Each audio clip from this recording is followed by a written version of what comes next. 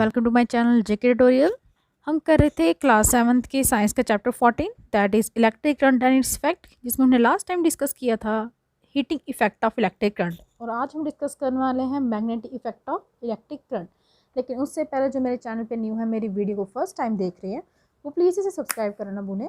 चलिए स्टार्ट करते हैं magnetic effect of electric current. अब मैग्नेट का नाम तो आप जानते होंगे, आपने देखा हुआ मैग्नेट जिसके नॉर्थ पोल और साउथ पोल होता है, वो अट्रैक्ट करते हैं और रिपेल भी करता है। अट्रैक्ट और रिपेल क्यों करते हैं वो भी आपको पता है। अगर वो सेम उनके ऊपर चार्जेस हों, मीन्स अगर पॉजिटिव पॉजिटिव चार्जेस हों या नेगेटिव नेगेटिव चार्जेस हों, चार्जेस की बात कर सकते हैं। अदरवाइज हम कर सकते हैं, हमें पता है मैग्नेट के अंदर दो पोल होते हैं, एक आपका नॉर्थ पोल होता है, एक आपका साउथ पोल होता है। नॉर्थ पोल और साउथ पोल आपस में एक दूसरे को क्या करते हैं, इंटरेक्ट कर रिपेल करते हैं, दूर जाते हैं। देखा है ना आपने कई बार मैग्नेट पे, फिर जब उनको मैग्नेट को पास करते हो तो कई बार वो पास नहीं आते, एक दूसरे को ऐसा लगता है पुश कर रहे हैं। और जो आपके नॉर्थ साउथ नॉर्थ, ये हमेशा एक दूसरे के साइड क्या हो जाते हैं, अट्रैक्ट हो जाते हैं। याद रखिए, ये जब अपोजिट हो पोल तो आपका मैग्नेट क्या करता है, अट्रैक्ट करता है। तो और जब आपके सेम पोल्स हो तो आपका मैग्नेट क्या करता है, रिपेल करता है। तो आपका ये मैग्नेटिक इफेक्ट जो इलेक्ट्रिक करंट का है, इसमें आपको सबसे पहले एक आपको एक्टिविटी दी गई है। आपने क्या करना है, एक कार्डबोर्ड ट्रे लेनी है from inside a discarded match box. जो आपकी माचिस की डिब्बी होती है, आपने देखा उसके अंदर ट्रे होती है जिसके बीच में आपकी स्टिक्स होती है, ठीक है, जलाने वाले। तो आपने जब वो खाली हो जाए तो आपने वो वाली ट्रे लेनी है। उसके बाद क्या करना है, रैप करना है एक इलेक्ट्रिक वायर्स को उस कार्डबोर्ड ट्रे के ऊपर थोड़े फ्यू टाइम्स के लिए, 4-5 बार उसको रैप कर दीजिए, लपेट देना है उसके ऊपर। उसके बाद एक छोटी सी कंपास नीडल लेनी है, उसके अंदर रखनी है और कनेक्ट करने हैं फ्री एंड इस वायर के किसके साथ, इलेक्ट्रिक सेल के साथ। और साथ में स्विच भी होना चाहिए जैसा आपको फिगर 14.17 में शो किया गया है। और आपने नोट करनी है डायरेक्शन, किस डायरेक्शन में जो कंपास की नीडल है वो आपको पॉइंट कर रही है, इशारा कर रही है, कौन सी डायरेक्शन की साइड वो नीडल जो है वो डिफ्लेक्शन शो कर रही है। उसके बाद आपने क्या करना है, एक बार मैग्नेट लेना है, सिंपल जो मैग्नेट होता है इसके पास लाना है, कंपास नीडल के पास लाना है। उसके बाद देखिए क्या होता है, जब आप देखेंगे कि कंपास नीडल को ध्यान से देखेंगे और मूव करेंगे, स्विच को ऑन पोजीशन पे रखेंगे, तो आपने क्या ऑब्ज़र्व किया, क्या जो कंपास नीडल थी अब उसमें डिफ्लेक्शन शो हुई, वो हिली मूवमेंट हुई। आपने मूव करना है, स्विच को फिर से ऑफ पोजीशन पे ले आना है। तो क्या कंपास नीडल फिर से अपनी इनिशियल पोजीशन में जो जहाँ पे वो पहले थी, क्या उसी पोजीशन पे आ गई। रिपीट करना है आपने एक्सपेरिमेंट को थोड़े टाइम के लिए, एक बार कीजिए, 2 बार कीजिए, और हर बार देखना है आपने कि आपको एक्सपेरिमेंट क्या बता रहा है, क्या इंडिकेट कर रहा है। सबसे पहले मैंने आपको बताया, एक आपको कार्डबोर्ड ट्रे लेनी है, उस पर आपने वायर लपेटनी है, उस वायर को आपने सेल के साथ कनेक्ट कर देना है। उसके बाद ऑन और वाले स्विच के साथ भी कनेक्ट करना है, ठीक है। और जिसके ऊपर आपने वायर लपेटी है वहाँ पे आपने कंपास नीडल भी रखनी है। तो आपने उसमें से करंट पास करना है, देखना है कि उसकी डायरेक्शन जो है कंपास नीडल की वो कौन सी साइड है, वो नॉर्थ की साइड है, साउथ की साइड है, ये देखना है। उसके बाद आपने एक बार मैग्नेट लाना है, उस कंपास नीडल के पास लाना है, तो देखना है स्विच ऑन ही होना चाहिए आपका, कि कोई डिफ्लेक्शन शो हुई, ठीक है। उसके बाद आपने स्विच को फिर से क्या कर देना है, ऑफ कर देना है। उसके बाद फिर से देखना क्या कोई डिफ्लेक्शन शो हुई, ठीक है। हमें पता है जो नीडल है कंपास की वो एक छोटा मैग्नेट होता है जो पॉइंट करता है नॉर्थ साउथ डायरेक्शन में। यही चीज़ मैं आपको बता रही हूँ।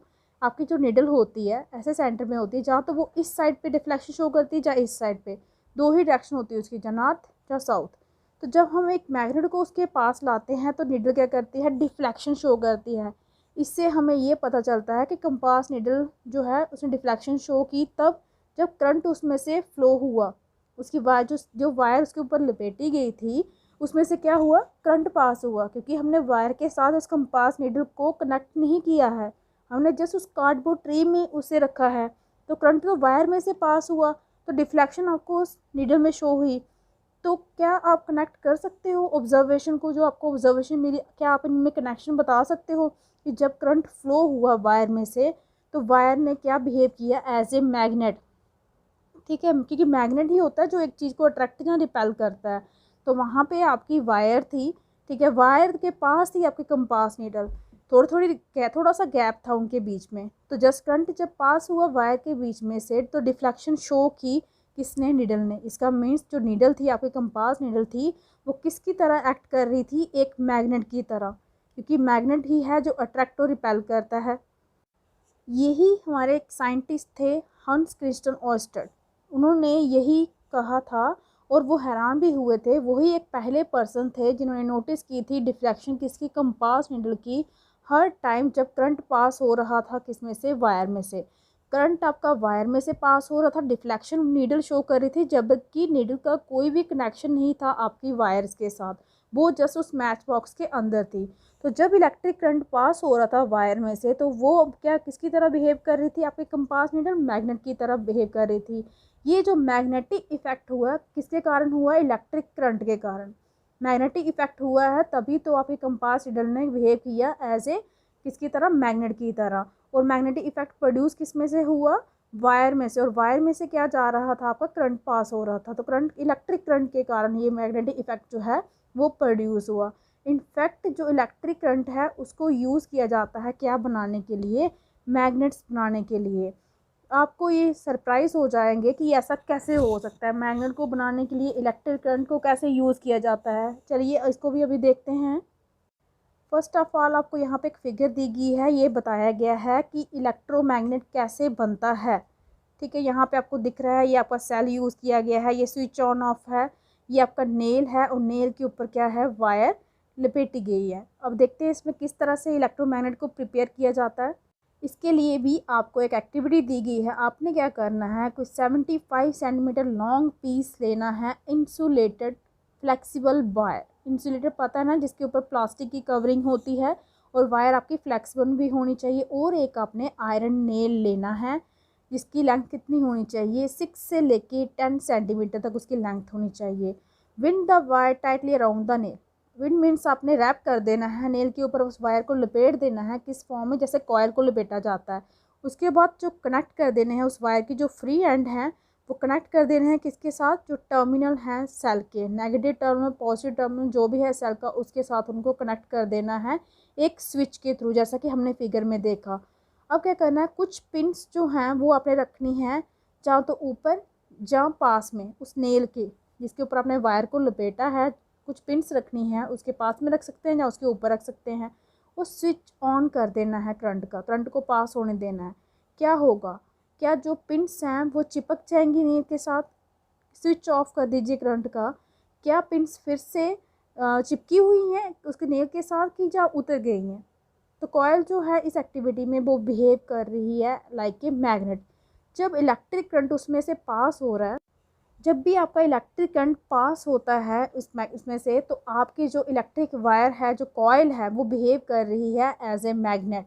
और जैसे ही इलेक्ट्रिक करंट को आप स्विच ऑफ कर देते हो, कॉयल जनरली उसके अंदर जो मैग्नेटिज्म प्रोड्यूस हो रहा था वो ख़त्म हो जाता है। तो इस ऐसी कॉयल्स को हम बोलते हैं इलेक्ट्रोमैग्नेट्स। मीन्स ये तभी मैग्नेट का काम करते हैं जब इनमें से इलेक्ट्रिक करंट पास होता है। ये इलेक्ट्रोमैग्नेट जो हैं इनको बहुत ही स्ट्रॉन्ग बनाया जाता है ताकि ये जो लोड है इलेक्ट्रिक करंट का वो ज़्यादा से ज़्यादा लोड जो है वो उठा सकें। आपको याद होगा कि क्रेन, जहाँ जिसके बारे में आपने चैप्टर 13 में पढ़ा था क्लास 6 में, तो end of such A crane has, ऐसी जो क्रेन होती है जो उसका एंड होता है उसमें स्ट्रॉन्ग इलेक्ट्रोमैग्नेट होता है जो उसके साथ अटैच होता है। इलेक्ट्रोमैग्नेट को हम यूज़ करते हैं सेपरेट करने के लिए मैग्नेटिक मटीरियल जंग, जो गंदगी वगैरह होती है, जब उसमें से मैग्नेटिक मटीरियल को सेपरेट करना हो वहाँ पे भी इलेक्ट्रोमैग्नेट्स का यूज़ किया जाता है।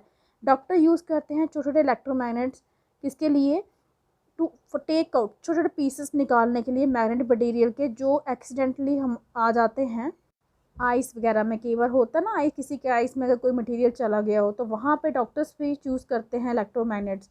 कुछ टॉयज़ जो हैं उनमें भी इलेक्ट्रोमैग्नेट्स का यूज़ किया जाता है। नेक्स्ट आपकी इलेक्ट्रिक वैन, हम बहुत ज़्यादा सुनते हैं इलेक्ट्रिक वैन के बारे में, इसके अंदर भी आपका इलेक्ट्रोमैग्नेट का यूज़ किया जाता है। चलिए देखते हैं ये काम कैसे करती है। ये जो फिगर है आपकी 14.20 ये शो कर रही है सर्किट किसका, एक इलेक्ट्रिक वेल का। ये किसकी बनी हुई है, एक कॉयल की बनी हुई है, जिसमें क्या है, वायर जो है वो लपेटी गई है किसके ऊपर, आयरन पीस के ऊपर। ये आप देख सकते हैं, ये आयरन का पीस है, इसके ऊपर जो वायर है वो लपेटी गई है। आयरन स्ट्रिप जो है उसके साथ एक हैमर है हथौड़े की तरह एक एंड पे, जो किसके पास रखा गया है, इलेक्ट्रोमैग्नेट के पास रखा गया है। और इनमें क्या है, कॉन्टैक्ट्स है स्क्रू के द्वारा, किसके पास, आयरन स्ट्रिप के पास। जब जो आयरन स्ट्रिप है वो कॉन्टैक्ट में आती है स्क्रू के, तो करंट जो है वो फ्लो होता है उस टाइम में कॉयल में से। याद रखिए, जब ये आयरन स्ट्रिप का कॉन्टैक्ट में आती है किसके पास, स्क्रू के, तो करंट उसमें से पास होना शुरू हो जाता है कॉयल में से, फिर जो किसकी तरह बिहेव करता है, एज ए इलेक्ट्रोमैग्नेट। ये पुल करता है आयरन स्ट्रिप को, और इस प्रोसेस से क्या होता है, जो हैमर होता है स्ट्रिप के एंड पे, वो स्ट्राइक किसके साथ करता है, गॉन्ग ऑफ द बेल, इसके साथ टकराता है, और क्या प्रोड्यूस होती है, साउंड प्रोड्यूस होती है। लेकिन आपके जो इलेक्ट्रोमैग्नेट है वो पुल करता है ऐसे केस में आयरन स्ट्रिप को, उसने पुल किया तभी वो उसके साथ स्ट्राइक किया। ये ब्रेक भी कर सकता है सर्किट को, क्योंकि जो करंट पास हो रहा है कॉइल में से वो उस टाइम पे स्टॉप हो जाता है। जब आपका ये सर्किट ब्रेक हो जाएगा, करंट उसमें से पास होना बंद हो जाएगा। तो क्या कॉइल तब भी इलेक्ट्रोमैग्नेट की तरह बिहेव करेगी? तो हमने ऑलरेडी देखा था पिछली एक्टिविटी में भी कि कॉइल तब तक ही इलेक्ट्रोमैग्नेट की तरह बिहेव करती है जब तक उसमें से इलेक्ट्रिक करंट जो है वो पास होता है। अगर इलेक्ट्रिक करंट जो है ऑफ हो जाता है, उसमें से स्विच ऑफ कर देते हैं, तो वो इलेक्ट्रोमैग्नेट की तरह बिहेव नहीं करती।